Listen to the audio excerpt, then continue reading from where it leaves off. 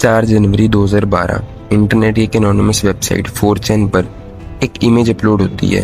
इस इमेज पर ना तो कोई नाम है, ना कोई लोगो और ना कोई एक्सप्लेनेशन, बस एक मैसेज है, we are looking for highly intelligent individuals. ज़्यादातर लोगों ने इस इमेज को इग्नोर कर दिया, लेकिन कुछ लोगों ने इस इमेज को ध्यान से देखा और उन्हें पता चला कि इस इमेज के अंदर एक हिडन मैसेज छुपा हुआ था। उस हिडन मैसेज ने उन्हें एक और क्लू तक पहुंचाया और देखते ही देखते दुनिया भर के प्रोग्रामर्स, हैकर्स और क्रिप्टोग्राफी एक्सपर्ट्स एक ऐसे रैबिट होल में घुस गए जहां से लोग आज तक बाहर नहीं निकले। इस पजल का नाम था सियाडा 3301। 4 जनवरी को एक एनोनिमस यूज़र ने एक इमेज पोस्ट की और उस इमेज में लिखा था, हेलो, हम कुछ हाईली इंटेलिजेंट लोगों को ढूंढ रहे हैं और इन्हें ढूंढने के लिए हमने एक टेस्ट डिज़ाइन किया है। इस इमेज में एक मैसेज छुपा है, उसे ढूंढो, यही तुम्हें अगले रास्ते की तरफ ले जाएगा। Good luck 3301। बस इतना ही। अब कुछ लोगों ने सोचा कि ये कोई टाइम पास होगा या फिर कोई प्रैंक होगा, लेकिन कुछ लोगों ने सोचा कि इसमें कुछ तो है, तो लोगों ने उस इमेज को एक स्पेशल सॉफ्टवेयर में डाला जिसका नाम था स्टिग्नोग्राफी डिकोडर। स्टिग्नोग्राफी एक ऐसी टेक्निक है जिसमें किसी भी इमेज के अंदर एक पूरा का पूरा टेक्स्ट या फाइल छुपाई जा सकती है और बाहर से देखने में ये इमेज बिल्कुल नॉर्मल दिखती है। तो जब उन्होंने उस इमेज को डिकोड किया तो अंदर से छुपा हुआ एक मैसेज निकला, एक सीजर साइफर। सीजर साइफर क्या होता है? सीजर साइफर एक बहुत पुराना इंक्रिप्शन मेथड है जिसके अंदर हर एक लेटर को एक फिक्स नंबर से शिफ्ट करके लिखा जाता है, जैसे ए की जगह डी, बी की जगह ई, और जब तुम उसे रिवर्स शिफ्ट करते हो तो असली मैसेज रिवील होता है।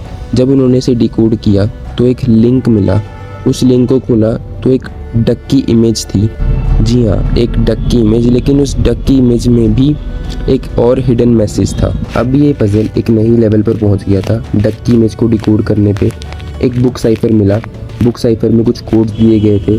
इन कोड्स को डिकोड करने पर एक फ़ोन नंबर मिला और जब उस नंबर पर कॉल किया गया तो एक ऑटोमेटेड रिकॉर्डिंग सुनाई दी। Very good. You have done well. There are 3 prime numbers associated with the original final .jpeg image. 3301 is one of them. You will have to find the other 2. Multiply all 3 of these numbers together and add a .com on the end to find the next step. Good luck. Goodbye. Puzzle अब सिर्फ image और cyphers तक सीमित नहीं था। अगले clues real world location की तरफ पॉइंट कर रहे थे। दुनिया के अलग अलग शहरों में QR कोड्स लगाए गए। जो लोग इन लोकेशन तक पहुंचे और QR स्कैन किए उन्हें पजल का अगला हिस्सा मिला। ये बात क्लियर थी कि इस पजल को डिज़ाइन करने वाले लोगों ने काफ़ी प्लानिंग और रिसोर्सेज इन्वेस्ट किए थे और इसी वजह से लोगों ने भी सियाडा 3301 को अब सीरियसली लेना शुरू कर दिया था।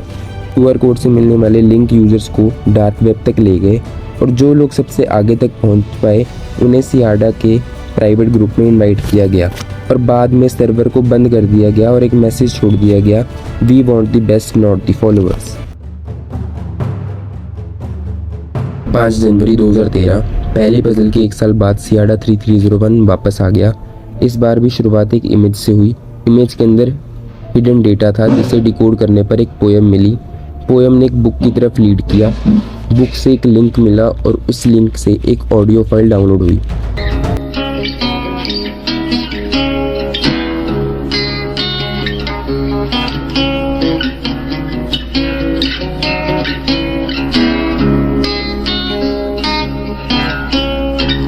यहाँ से पजल और इंटरेस्टिंग हो गया।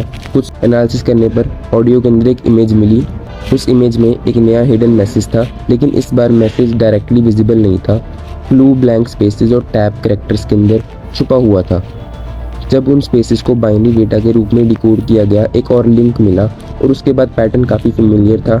Dark web link, coordinates, real world locations, QR codes और फिर वही फाइनल स्टेज। जिन लोगों ने इस पजल को सबसे पहले सॉल्व किया, सियाडा ने उन्हें अपने प्राइवेट नेटवर्क में इनवाइट किया। 16 जनवरी 2014 अब तक सियाडा 3301 इंटरनेट का एक लेजेंड बन चुका था। 2 साल में 2 पजल आ चुके थे। कुछ लोग सॉल्व कर चुके थे, कुछ लोग ग्रुप में इनवाइट भी हो चुके थे और ज़्यादातर लोगों को लग रहा था कि शायद कहानी यहीं ख़त्म हो चुकी है। लेकिन 16 जनवरी 2014 को सियाडा 3301 एक बार फिर वापस आया और इस बार जो पजल सामने आया वो पिछले दोनों राउंड से अलग था। लिंक खुलते ही यूजर्स को 5 अलग अलग सेक्शन मिले और हर एक सेक्शन में एक ही चीज़ थी, रूइंस, एक पुरानी जर्मनिक राइटिंग सिस्टम। और यहीं से शुरू हुआ सियाडा का सबसे डिफ़िकल्ट चैलेंज। इन पेजेस को मिलाकर एक डॉक्यूमेंट बनता था जो कि था लिबर प्रीमिस। टोटल 74 पेज और सिर्फ कुछ ही पेज आज तक डिकोड किए जा सके हैं। जो पेज डिकोड हुए उनमें प्राइवेसी, फ्रीडम, कॉन्सिक्वेंसेस और फिलॉसफी जैसे टॉपिक्स डिस्कस किए गए थे, लेकिन डॉक्यूमेंट का सबसे इम्पॉर्टेंट हिस्सा आज भी अनरीड है। सबसे इंटरेस्टिंग बात, लिबर प्रीमिस के 58 पेज अभी भी अनसॉल्व है कई सालों से, और इसी वजह से सियाडा 3301 की मिस्ट्री आज भी जिंदा है। 2014 में सियाडा ने एक मैसेज भी दिया था, आगे बढ़ने का सिर्फ एक ही रास्ता है, लिबर प्रीमिस। यानी जब तक लिबर प्रीमिस सॉल्व नहीं हो जाता, पजल का अगला स्टेज शायद कभी रिवील ना हो। अब तक हम पजल की जर्नी देख चुके हैं, लेकिन एक सवाल अभी भी बचा हुआ था। जो लोग सियाडा के फाइनल स्टेज तक पहुंच गए, उनके साथ आगे क्या हुआ? इस सवाल का जवाब हमें कुछ लोगों के इंटरव्यू से मिलता है, और उनमें से एक थे मार्कस वार्नर। मार्कस ने क्लेम किया कि वो उन लोगों में से थे जो सियाडा के प्राइवेट ग्रुप तक पहुंच पाए थे। उनके मुताबिक सिलेक्टेड मेंबर्स को एक प्राइवेट फोरम में इनवाइट किया गया।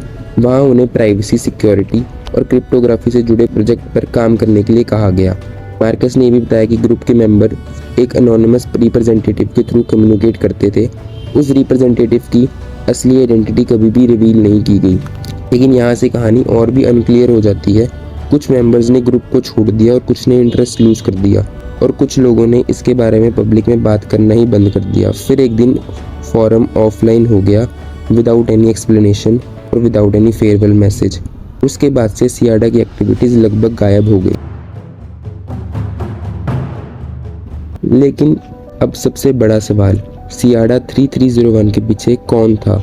सच ये है कि ये आज तक किसी को भी नहीं पता। थ्योरीज बहुत सारी हैं, लेकिन प्रूफ किसी के पास नहीं। एक थ्योरी के मुताबिक सियाडा एक इंटेलिजेंस एजेंसी का रिक्रूटमेंट प्रोजेक्ट था। कुछ लोगों का मानना है कि पजल्स का पर्पस टैलेंटेड क्रिप्टोग्राफर्स और सिक्योरिटी एक्सपर्ट्स को आइडेंटिफाई करना था। दूसरी थ्योरी ये कहती है कि सियाडा किसी प्राइवेट ऑर्गेनाइजेशन या फिर टेक्नोलॉजी ग्रुप का एक्सपेरिमेंट था। कुछ लोगों का मानना है कि सियाडा सिर्फ एक कोलैबोरेटिव आर्ट प्रोजेक्ट था, एक ऐसा प्रोजेक्ट जिसका गोल पजल सॉल्व करवाना नहीं बल्कि एक यूनिक एक्सपीरियंस क्रिएट करना था। लेकिन इन सब थ्योरीज के पीछे एक फैक्ट कॉमन था। हर ऑफिशियल सियाडा मैसेज एक वेरीफाइड PGP सिग्नेचर के साथ पब्लिश हुआ था। यानी जो भी इसके पीछे था वो ऑर्गेनाइज था, कंसिस्टेंट था और टेक्निकल एक्सपर्टीज रखता था। लेकिन उसकी आइडेंटिटी आज भी अननोन है। और यहीं पर सियाडा 3301 की कहानी ख़त्म नहीं, रुक जाती है। 2012 से लेकर 2014 तक दुनिया भर में हज़ारों लोगों ने इस पजल को सॉल्व करने की कोशिश की।